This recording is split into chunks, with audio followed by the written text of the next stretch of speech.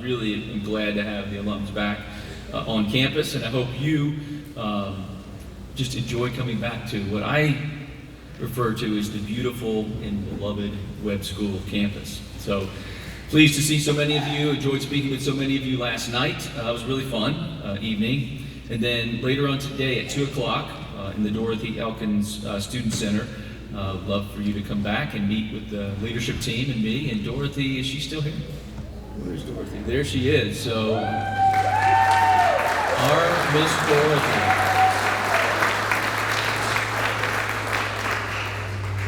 So on behalf of our current students and families and our faculty and staff, I want to thank you for your support, for your encouragement, for the work that we do here at the Webb School. We simply cannot be our best and boldly live out the mission and the vision without you and your help. So thank you for that. So I want to add my words of thanksgiving to Jamie. So Jamie Averwater and Libby Willis and the entire alumni board leadership. So thank you for all that you do. Also want to thank Jonathan Hawkins and the entire A&D team for their hard work in organizing such a great weekend. So let's give them a round of applause.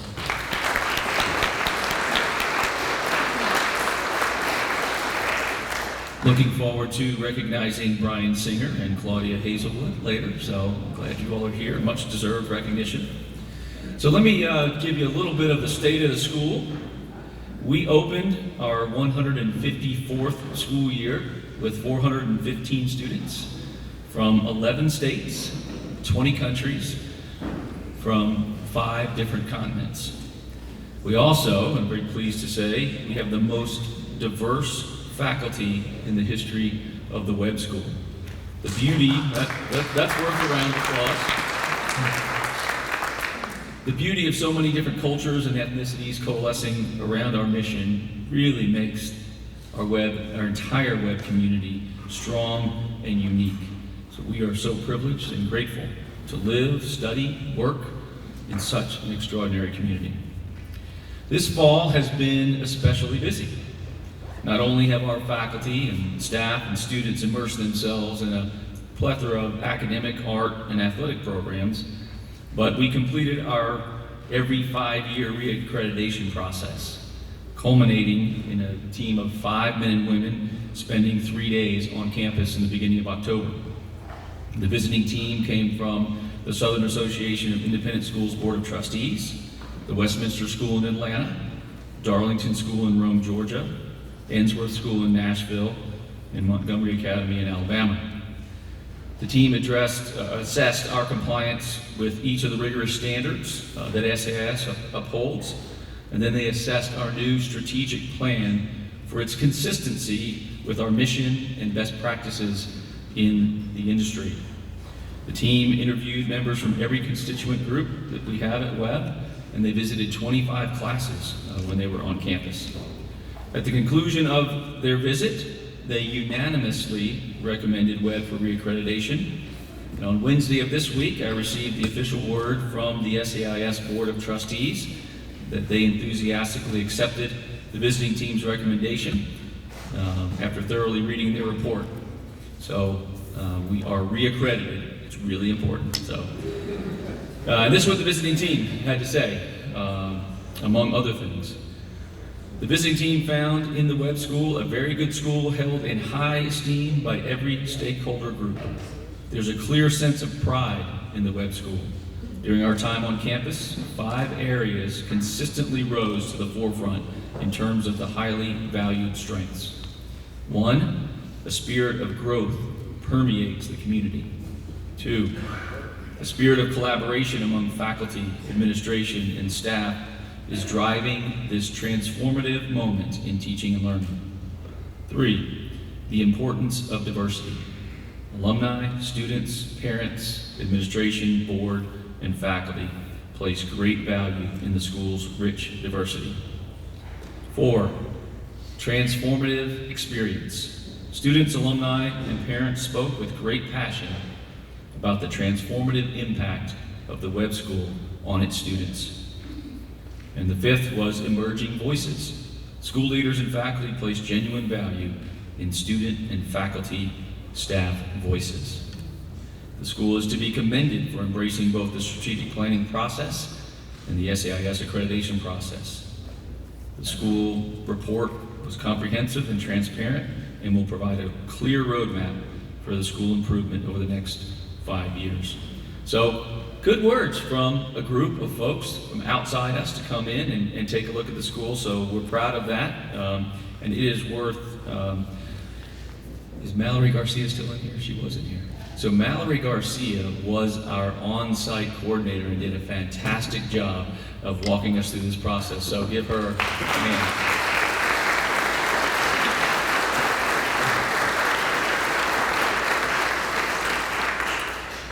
As part of the strategic plan that the visiting committee assessed and the board ratified a year ago, we developed a vision statement to augment the mission statement and light our path for the future. That vision is for Webb to develop future global leaders who pursue excellence through academics, arts, and athletics with character above all else. While all of this statement is important to the work that we do here, the final prepositional phrase identifies the purpose behind all that we do, with character above all else. And I believe that really sets us apart in the market. A significant tool in building Webb character, as you know as alums, is our honor code. Just like when you were here, we began the year reteaching both the what and the why behind our timeless honor code, and then having every student sign the honor and premise books in front of their peers. I love that about the Webb School. It's one of my favorite moments of the year. The fall has been filled with many highs in academic journeys of our students. We recently inducted our new class of National Honor Society and Paula Webb Scholars. We celebrated our National Merit semifinalists, enjoyed many outstanding junior presentations in chapel, completed and turned in hundreds of college applications, wrote and rewrote and sometimes rewrote again hundreds of essays, discovered many new perspectives in the biology, physics, and chemistry labs, dove deeper into world and U.S. history and government and democracy, improved our reading, speaking, and listening skills in Latin, French, and Spanish, and tackled a dizzying number of proofs and computations in our math classes. We've also enjoyed an outstanding start to the year in the fine arts. Fine arts at Webb are really strong, and I'm really proud of what our faculty and students do. This week was actually Fine Arts Week. We had Webstock on Tuesday night, which is the talent show. It's really fun for me because I get to see a part of some of the students that I don't typically see. And we even had a faculty member who came and played his dulcimer and sang a song that he had written. The kids loved that, as you can imagine. We followed that up with our fall strings concert. Strings at Webb are just amazing. And then we had all week the human copy machine in visual arts. So you could have come and brought some object and the students would draw that out for you all week. So they enjoyed that, and those who brought their objects enjoyed it as well. We also have, our students have created some amazing pottery. So if you haven't paid attention to the fine arts in Webb in a while, pottery has just taken off. You could take pottery every year at Webb now, and they're doing just amazing things. And then next week, our fall play, which is a Christmas Carol live radio play, is coming up. So if you live close by, come and watch the play. They do a great job. So the arts are thriving at Webb. The entire community benefits from the sights and sounds that permeate our campus. We're also just about to wrap up our fall athletic season. So the last thing that we do is the state cross-country meet is next Thursday. So our Lady Feet earned a spot on the starting line by virtue of their region runner-up this week. Our girls golf team finished runner-up in the state championships, and one of our boys won the individual state title. Our middle school girls cross-country team won the TIAA championships as well, and then our girls middle school soccer team went undefeated and won their championships. So through the winning and the losing, and we had our fair share of both, our Webb feet learned valuable lessons in character, teamwork, and perseverance. So as I close, I want to thank all of you for coming back. You're always welcome at Webb. As we continue to help Webb thrive and flourish, we need your help to support and encourage the good work that our faculty and current students are doing. So, if you didn't hear anything else I said, please hear this. When a member of Alumni and Development calls, please say yes. All right? So enjoy the day, enjoy fellowshipping, remembering the foundation that you received here at the Webb School. So thank you very much. Jamie, back to you.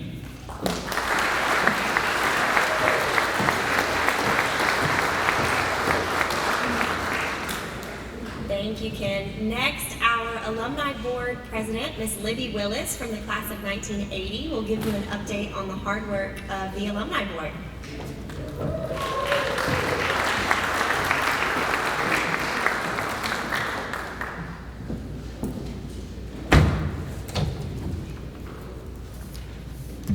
Thanks, Jamie.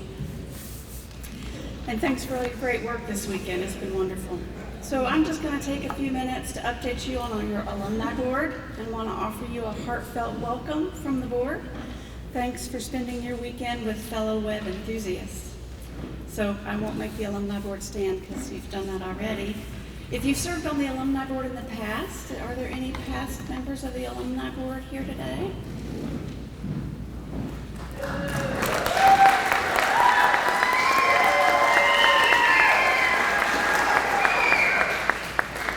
Thank you all for your service.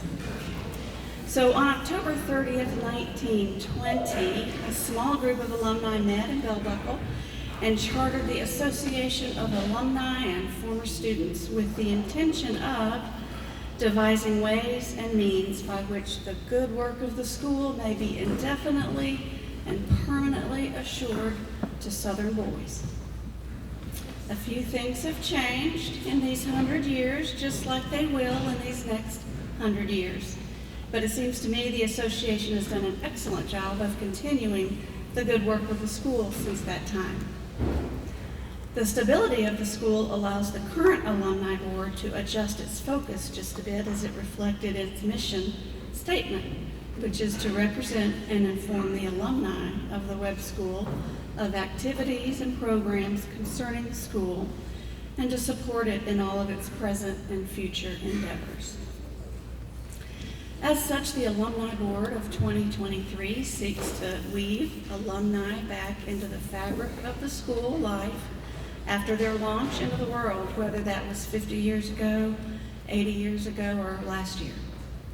The board strives to accomplish this mission in many ways, but most especially through 3 committees: the Reunion Committee, the Class Agent Committee, and the Special Projects Committee.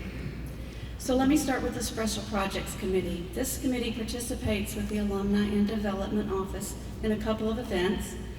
In the fall, representatives from our board have the honor of assisting the senior class in receiving and donning their wet blazers. Very exciting.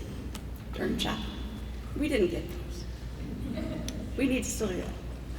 In the spring, the Alumni Board is happy to bestow farewell gifts to the senior class and enjoy lunch with them before they leave on senior survival that afternoon. This committee is also charged with developing and follow up on new ideas and programs that could benefit alumni, the student body, I call them aspiring alumni, faculty, staff, and parents.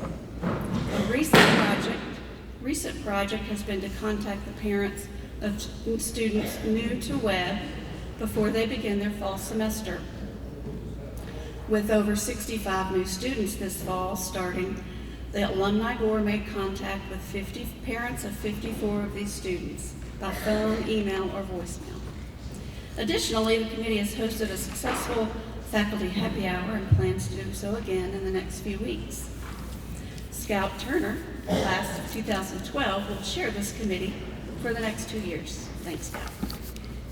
The Class Agent Committee will continue to stay in touch with class agents by coordinating activities, updating them on current as well as future projects, and recruiting new class agents when needed. There are 133 class agents representing classes from 1948 to 2023. Could those present please stand? Do we have class agents here? Shirley, we got some more class agents.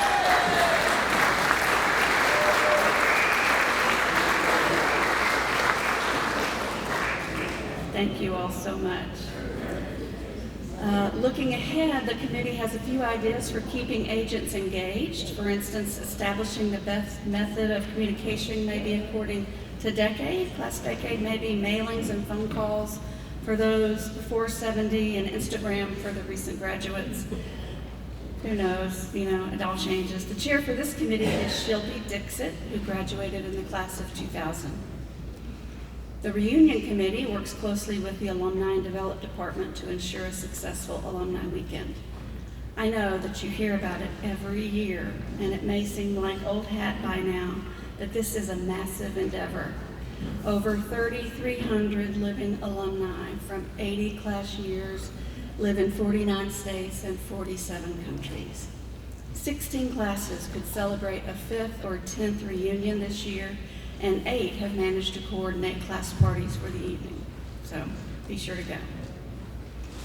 So many mailings and phone calls and emails, and I really can't imagine all the social media posts that might have encompassed.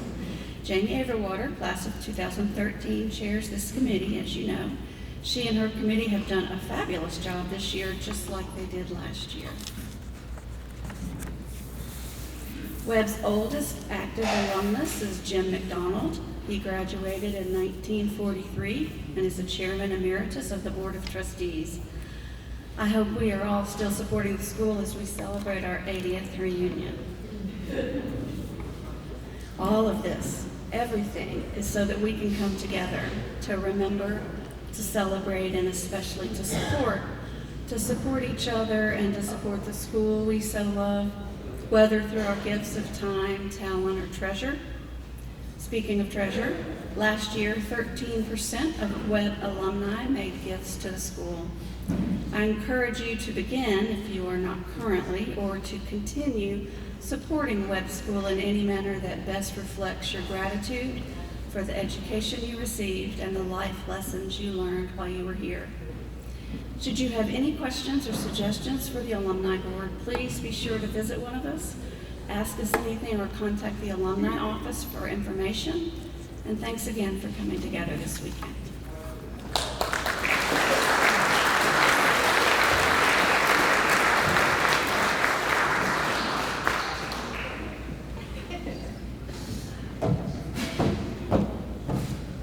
Thank you, Libby. It is an honor to serve on the Alumni Board with you. Now we have some award winners. The Distinguished Alumni Society recognizes and honors those alumni who demonstrate outstanding leadership beyond the Webb School community. Membership in the Distinguished Alumni Society is awarded by the Alumni Board and the Board of Trustees. Members of the Society include Webb alumni who, through personal commitment, work ethic, and service, have achieved significant success in their professional careers and have made outstanding contributions to their communities, demonstrating Sonny's vision of bringing honor to themselves and to the Webb School. Marion Marks, alumnus from the class of 1967 and former Webb faculty member, has joined us today to introduce this year's inductee. Marion? Oh, hello.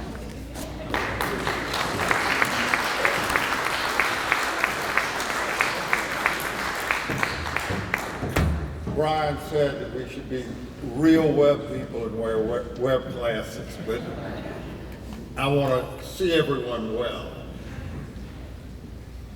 There is no greater honor that I could have as a teacher than to have one of my students ask me to introduce him for this award. And of course, Brian wears his dark glasses right now. It's humbling, really, to tell the story of Brian Singer, because I knew Brian before he was a student at Webb. And I hope I'm not embarrassing him by this. But his father was my graduate school advisor. And every time I would go to his class, we would have to talk afterward, and he was quizzing me on how appropriate Webb School would be for his sons. And the next year, Ray came as a junior and Brian came as a freshman. And I did not get to teach Ray, but I did get to teach Brian for 3 of the 4 years he was here. And after he graduated and after I matriculated out of Webb, I continued to call his father based on career opportunities that I had, and because he had been such a good advisor to me academically in life. And David Singer always, first thing that came out of his mouth was, let me tell you what Brian's doing now. And it wasn't that he and Brian always saw eye to eye on everything. I don't think he understood it. Like, I don't understand some of the finance world, but he was proud to say he's succeeding at what he's doing. After Brian's graduation, and I was long out of bell buckle, I continued to call his father, and probably up until 10 years ago, we spoke maybe once or twice a year. It may have just been a casual conversation, but he would tell me, Ray's doing okay in Murfreesboro, but Brian is in Chicago or Florida or wherever he was, or California at the time, and there was something going on that Brian made it without being a member of the pedigreed suite in the financial world. He worked his way up. The private equity firm he founded and manages deals in real money. They deal in hundreds of billions of dollars. And you can read about all that he's done in your program, but he took from Webb something that I think carries today, and I hope it continues to carry him in his new ventures. It's a great pleasure to introduce our alumnus of the year, Brian Singer.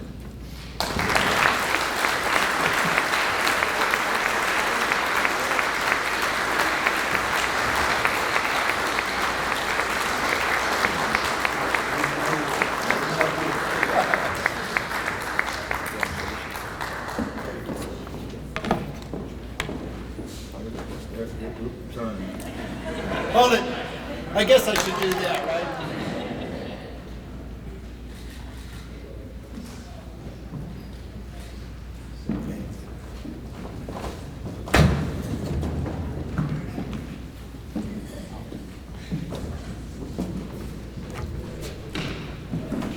All right, everyone.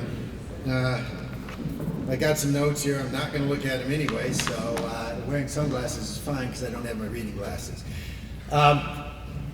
First, my wife, Linda, the white-haired one here. It's her birthday, and it's an important birthday, and she did agree to be here with me today. Thank you so much. She, however, declined the reunion tonight. Sorry, folks. We'll work on that later, next time around. And I also want to thank 2 people, obviously, Marion Marks being one of them, but the other one is Sandra Truitt. And I was asked to pick someone to introduce me. And it was one of the hardest, I'm pretty good at decisions, and that was one of the hardest decisions that I had to come up with, because they were both so incredibly influential in my life as it went forward. What I didn't realize is that I would become kind of crazy in many, many ways from here on out.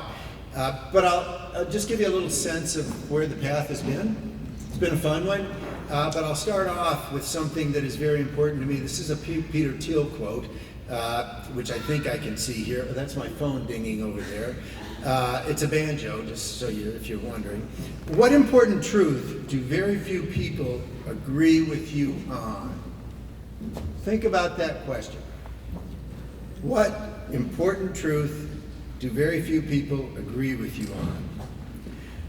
I've made a career out of being disagreeable, a career out of being skeptical, and a career about letting people know that I disagree with them, as my wife and brother will attest to a great degree. I like these. You don't like them? All right. So much for that. All right, let me get my real ones out. I went to, from here, I went to Northwestern University in Chicago. I remember when I got there, I was thinking to myself, geez, there aren't as many people on the train as where I went to school. It was quite a culture shock for me. I'd never heard of Northwestern when I went there. I just couldn't afford anything, so they gave me the most money, and that turned out to be net the cheapest. I studied economics, I studied math, and a little bit of computer science. So that was when I began to become disagreeable. They taught me economics, Keynesian economics, which I went to my advisor and said, yeah, I understand everything you're teaching me, I just disagree with all of your conclusions. And she said, oh yeah, there are other people like you. They go to University of Chicago. And I'm like, damn it, I got it wrong, so I got to go there then later. And I also jumped right into math, which I absolutely loved. And then I realized as I got into that, it's like, oh shit, everybody here was valedictorian in their class. This is really tough. And I wasn't, so that made it even more tough. And I do want to throw you, that was Jill Archer. She was the one who deserved it the most, and she was the one who got it. But I did end up going into finance, and that was the start of math in all of finance, really. And it was the Wild West. It was wonderful. There was no math that existed, especially for nonlinear solutions. There were no rules of the game. And we wrote the rules of the game. Every day was going into a saloon and trying to figure out who you can hustle and who's hustling you. And I loved the Wild West. It was absolutely fantastic. But in addition to math and economics, I had another interesting little education. Guess how many computers there were in Northwestern University when I was there? Anybody want to take a guess? 1, 2, 1. That's what happens when old people like me answer the question. There were 2. And I learned wonderful languages like Fortran, COBOL, Pascal, and IBM System 360 assembler language, which was interesting. But then it was great because I could apply all that, and it was the Wild West. And then after about 10 years, I moved over into what's known as macro, which is investing all over the world. And that was the Wild West again, because we were investing in emerging markets and, trading foreign exchange like the Egyptian pound, the Brazilian real, and all of these other things which nobody knew anything about. But again, we got to write the rules of the game. Sometimes when I teach college classes, I start off, you got to give them a hook. Investing is like driving an Uber, using Waze while you're tripping on acid. That's my starting line, and if you're interested in knowing why that is actually quite true, happy to chat with you after the fact. And just so you know, I've never done acid in my life. Oh, you know what I forgot to do here? I'll come back to that. I forget to do everything. But I will say, Marion gave a nice introduction. The biggest thing that I had going in my favor was luck. And I realized it was luck, and I try to tell my kids it was luck. And a lot of smart people aren't lucky, and a lot of dumb people are very lucky. That would be me. So I was able to make it that way. What worked for me? There were 5 things that worked for me and worked for the people I hired. First is ethics. I destroyed my career twice along the way by walking away from firms because of my own ethical discomfort, something that I had with that. Another one was intelligence. I got lucky. Third one is chronic depression. The only people who see the world probabilistically accurate are those who suffer from chronic depression. And if you're an investor, that's a very good thing to have. And it attracts people who have that. The other one is being on the spectrum. That is also an advantage as an investor. And the reason I say these things is if you have ever been close to mental health issues, I like to make them public and destigmatize them. So I'm very, very happy to jump up here and say these things, and I do it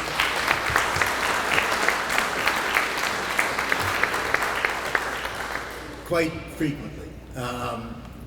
And ethical people, intelligent people are a dime a dozen. The ones that are hard to hire is the 5th trait that I feel I got really lucky with, and that is to have insatiable curiosity and imagination. That's the one thing that's hard to hire. I did not have that when I was at Webb. I began to get it when I was in college, and it took the next 20 years after that to really get it. And that curiosity really is about me not being an aspiring alum, but being an aspiring student. And I still take college classes today, which my wife is the one who got me interested in because she was doing it, and then I started doing it, and I absolutely love it. It's so much fun, and it doesn't cost anything when you're old and in the way. So the last thing is I will say is I'm now entering into a new chapter in the Wild West saga, and that is I am now a cultivator and investor of cannabis and psilocybin. So a minor shift here, and you're going to kind of react to that, but I will say right now, for mental health reasons, I think that research in this dimension is a wide open field globally. The US is so far behind and incompetent and incapable of understanding this. It's absolutely amazing. But it is the Wild West. I'm doing 2 things. One is I have growing operations in Lesotho, Africa. Lesotho is a population of 2.2 million people. It has a 50% unemployment rate, 50% live in extreme poverty, and over 20% are HIV positive. It is legal there to cultivate and export, and we are teaching people to fish. We're not giving them fish. We hire them, we teach them how to cultivate, and they get a percent of what comes out of their facility. And that is teaching them the concepts of ownership, meritocracy, and focus on what they're doing. We are creating a brand in the United States, which we're bringing in some A-list black celebrities as a consortium to support and be the face of this brand, but hopefully we can, through that and a foundation, bring a good bit of money to Lesotho. It doesn't take much when you're in a country like that. Last thing is we're also in cannabis doing solar array installations at cultivation facilities. I don't give a rat's patootie about environment stuff like that. We can talk about that later. Like I said, I have a nice background of being a disagreeable person. But if the government's going to pay me to install solar arrays, I'm going to install solar arrays, and the government will pay me to install solar arrays. So anyway, that's kind of it. Bottom line, I would say, is life is an endless stream of choices. Be inventive, be innovative, explore, and if you find it, exploit. So, excellent. Thank you, everyone.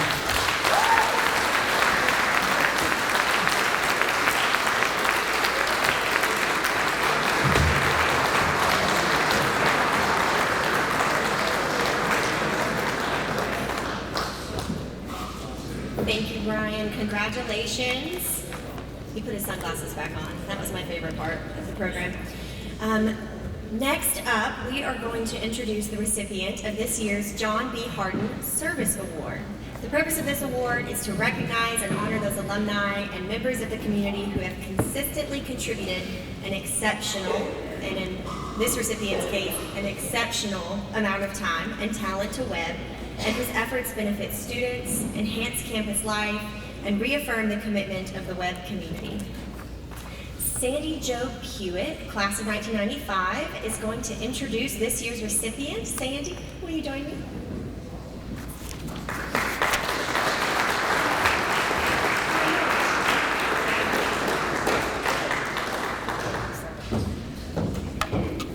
Thank you so much. It is a privilege to be and an honor to be standing here in front of you today. Most of you probably have seen my name. It was Sandy Job. I worked in the Alumni Relations Office as the Director of Alumni Relations and Annual Giving for 4 years. I graduated from the Webb School in 1995, and I am so honored to introduce our Hardin Service Award recipient for this year. So I attended Webb from 1993, and I graduated in 1995. When I was at Webb, the Bond Library was brand new. It still smells exactly the same as it did when I was a student. The science building, the Bryant Woosley Science Building, was about 5 or 6 years old when I started.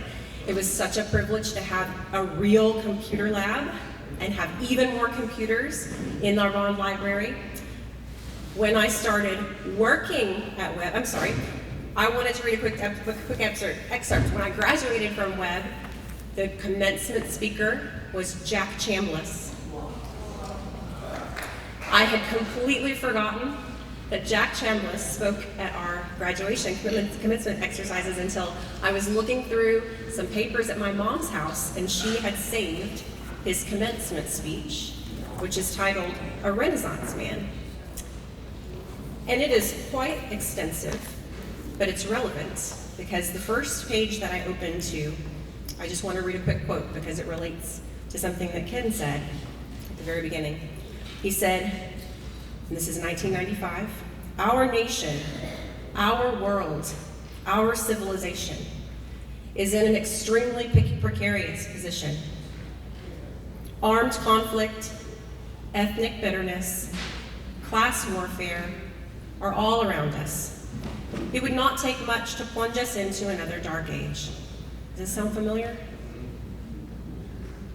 At such a time, Renaissance people are most needed. We all face challenges, deadly challenges, but there is no glory to an easy fight. It is in doing the impossible or the near impossible. It is in doing the impossible or the near impossible that achievement is the sweetest. And I thought that was an incredibly relevant piece of his very extensive speech, which I'm happy to show you afterwards, especially with respect to Webb's current strategic plan, which Ken described earlier. One of the main points of this plan is that this school is producing the future global leaders and putting character, honor, integrity, character above all else. And we all know that this is a room full of characters, right? So when I returned to Webb as an employee in 2008, my first reunion was the 8s and the 3s. 8s and the 3s. I was a brand new adult coming back to Webb as an adult. And let me tell you, it's a different world. I was working in the alumni office. I was learning about the incredible reason that this school still existed in order for me to be a student and still existed in order for me to be an employee, and the same reason it still exists today. Little did I know that working in the alumni office would be the most rewarding experience of my career thus far. And I'd love if you are currently working in our alumni office, would you please stand?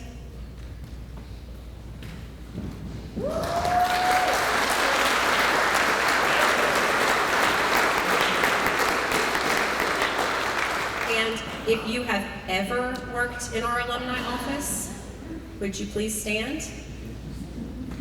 There are a few people who did not stand because they may think that making phone calls or volunteering is working, but it is.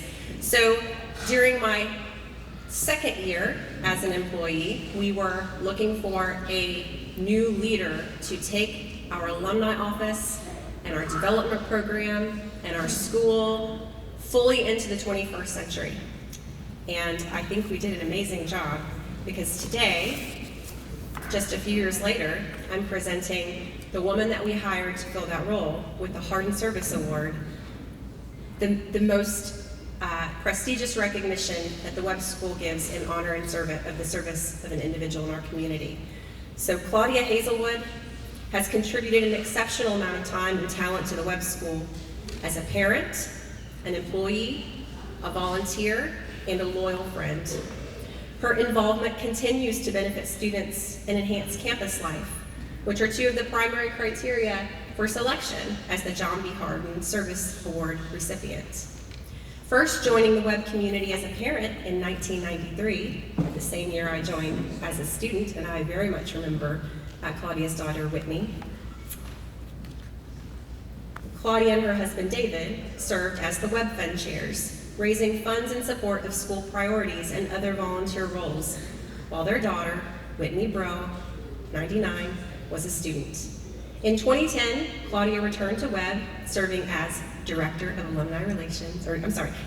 Alumni and Development, and brought a new level of professionalism to the office. She joined Webb with more than 26 years of development and alumni relations experience at Vanderbilt University. In her role as A&D Director, she was responsible for conceiving and leading the comprehensive Moving Our Tradition Forward campaign that received $11.1 million, exceeding the $10 million goal. She was also responsible for all facets of alumni relations and fundraising, including major gifts, planned giving, the Webb Fund, corporate and foundation gifts, and stewardship. Claudia has a master's degree in teaching and a bachelor's degree in history from Vanderbilt University. She and David previously owned and operated the Parish Patch Farm and Inn, Hortner Mill Restaurant, and Whitney Chapel in Normandy, Tennessee.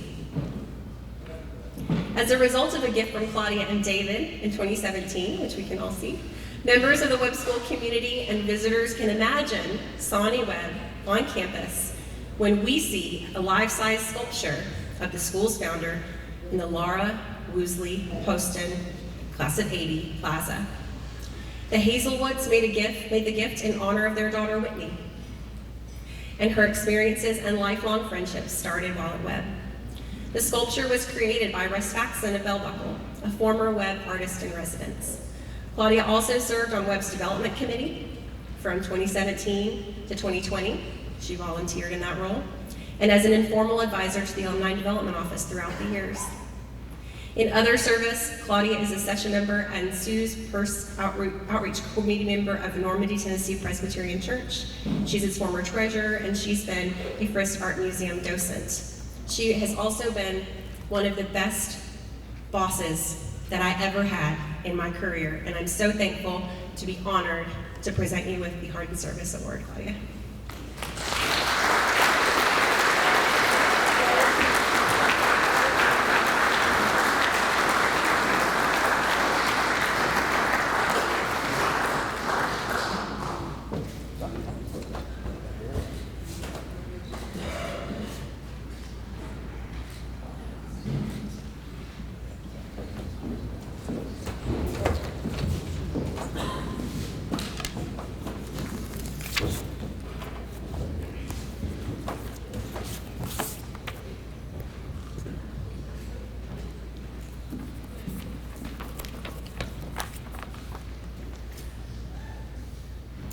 Thank you, Sandy, for those kind words.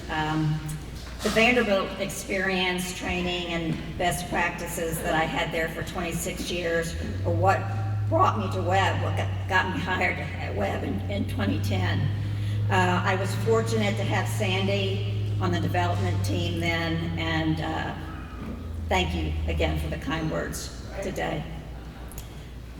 Thanks also to the Alumni Board for nominating me for this award. I know most of the board's current members and appreciate the leadership of Hudson Bird, who was the president, I believe, when they selected the award, and to Libby Willis, who is the current president that you heard today. Webb alumni are amazing, as we have seen today in Brian Singer. Congratulations, Brian, on your award. To use an expression that Jerry Seinfeld actually made, when I'm in the company of Webb people, I feel like I'm rolling around in a litter of puppies.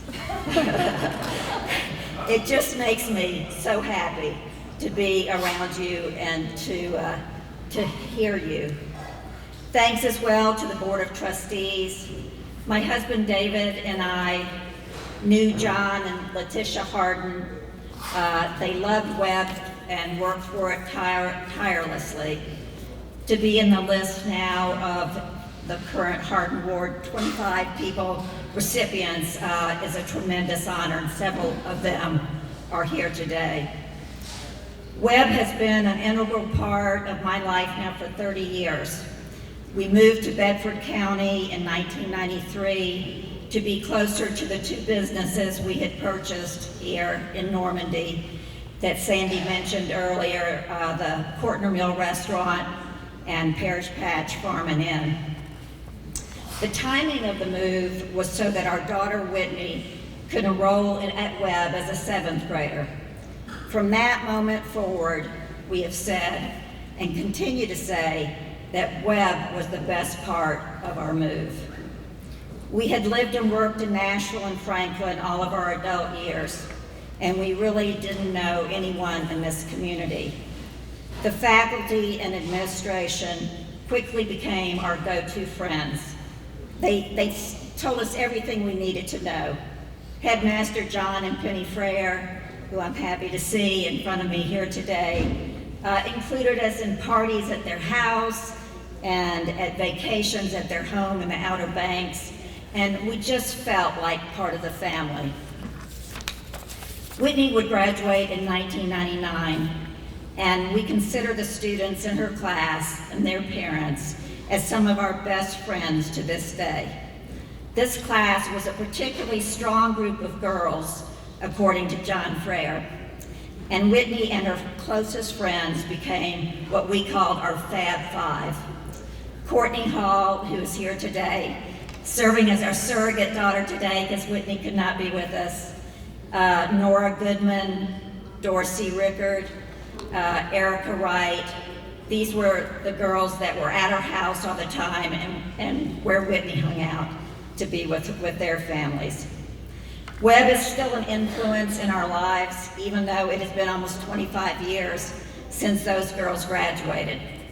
Whitney took French and Latin, as did every student.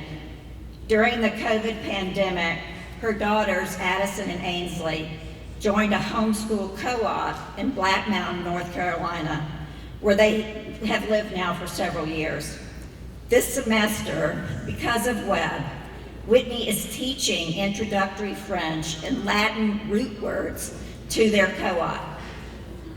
Emery Laudler, her Latin teacher, made an indelible impression on all of us, both in the classroom and in the soccer field. Who can forget that loud clap?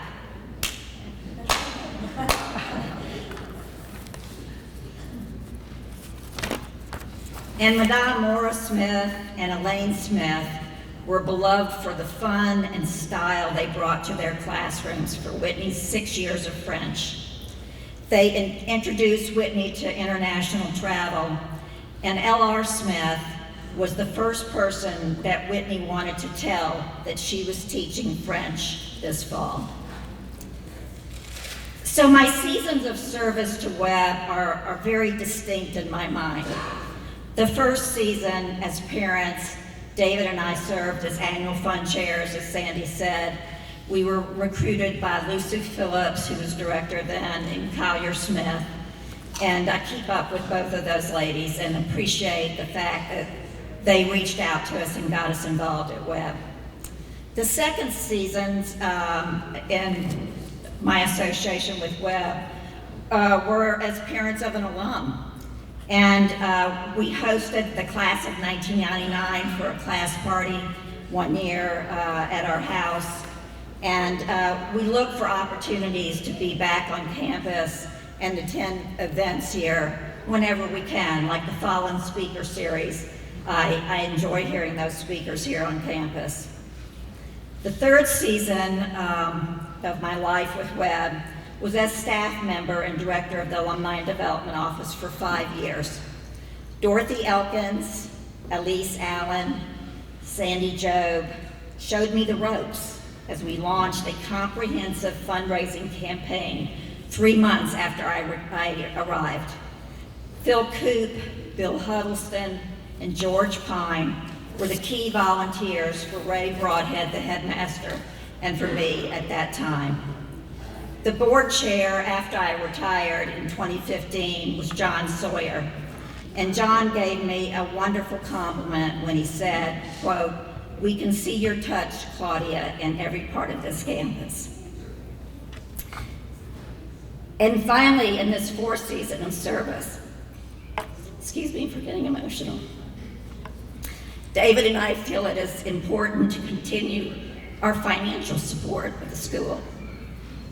He says this sounds like a development officer, and it is, but today, Webb is strong and vibrant because of the leadership of Ken Cheeseman and his team, the active and engaged trustees, the faculty and staff, and the support of alumni and parents.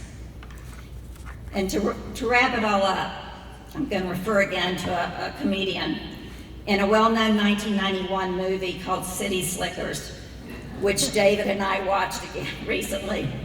Billy Crystal and two friends are having a midlife crisis. They go on a cattle drive to find themselves, and Curly, who is the trail boss, says there's one thing they each must discover for themselves.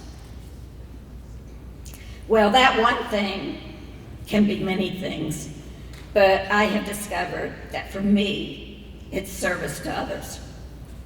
It's the most fulfilling thing I've found, and I'm thankful to Webb for acknowledging that and for allowing David and me to be part of the school family. Thank you.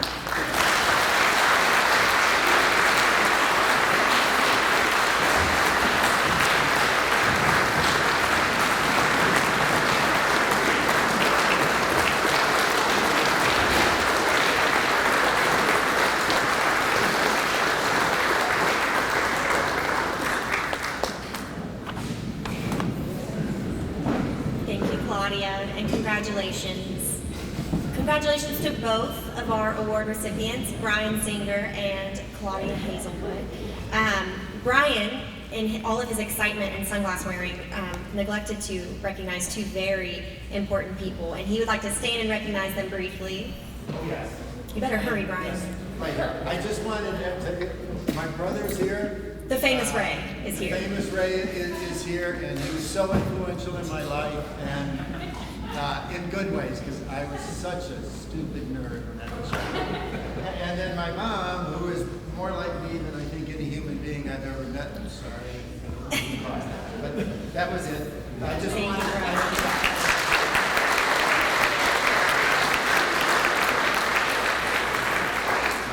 At this time, I'd like to invite Mr. Cheeseman to the stage, and we are going to recognize our 50th reunion class.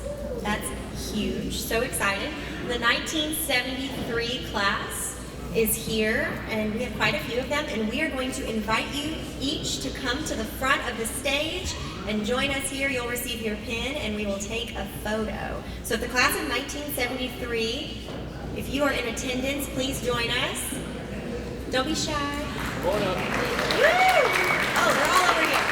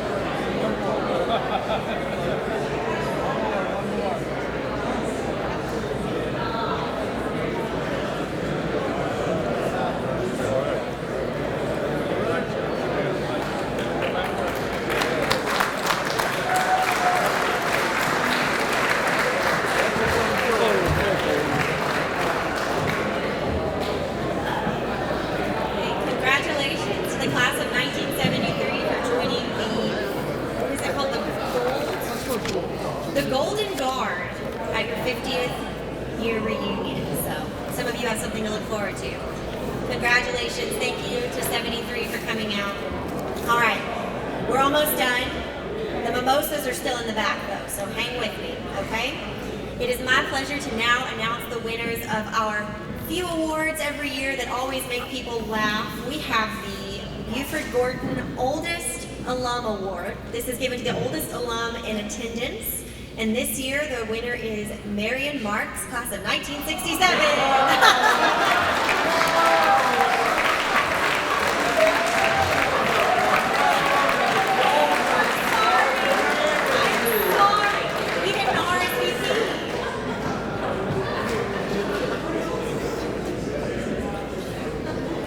That's a mistake. That's a mistake.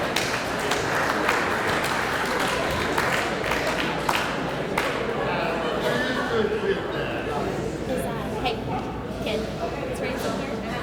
Okay. Okay. Our Outstanding Traveler Award. You must have RSVP'd prior to today to win this award, and this year's winner is Ransom Jones, class of 1988, who ironically is not in the building right now. I know. But someone from his class, I think. Hurry! Drive faster! Walk slow. Walk really slow.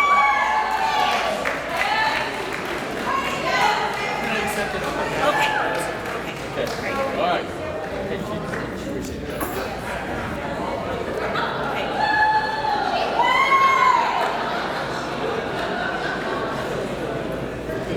Okay, when Ransom gets here, we will slow clap. Right, okay, he traveled 2,500 miles from Alaska. No wonder he's late, yeah. Okay, the Class Attendance Award. All right, this goes to the class with the highest RSVP'd attendance prior to today, and that is the class of 1973. So come forward. Again, I'm sorry. Come on up. Yay. 1973, come forward.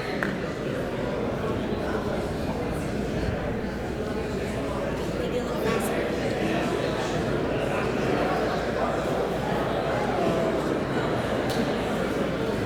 Leo. No, just go to the front. Just go to the front. Oh, just go to the front. Disappear. Head to the front of the stage for a photo, please. There's too many of you to fit on the stage. I apologize.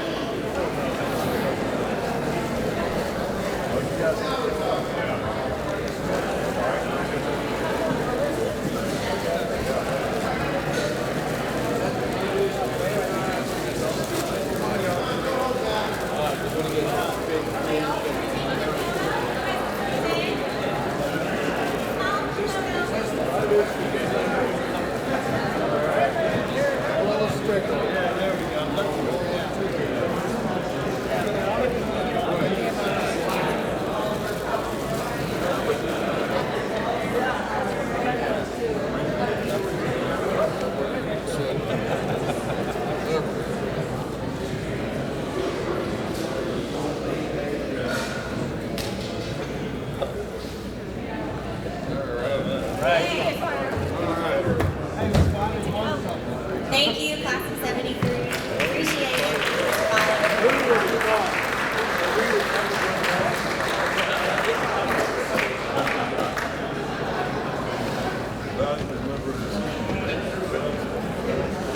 That's it for our awards, but we have two more groups to recognize. There is a class here that for the fiscal year 2021-2022 had 100% participation, and that is class of 1943. So thank you to 1943.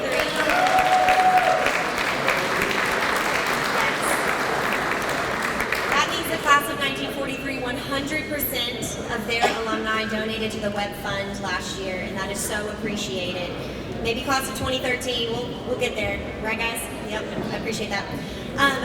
At At the end, class agents, I know you've been recognized a few times. At the end, if the class agents will come up here, we have a special award for you too, so thank you for all your service.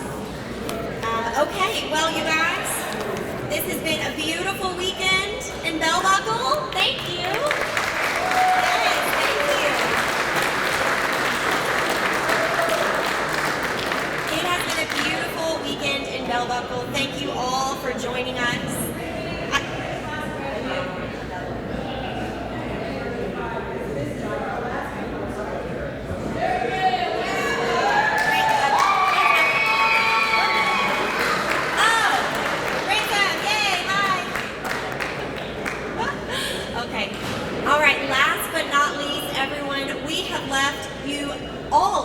On your table, and it's an envelope. The envelope is empty until you put something in it, okay?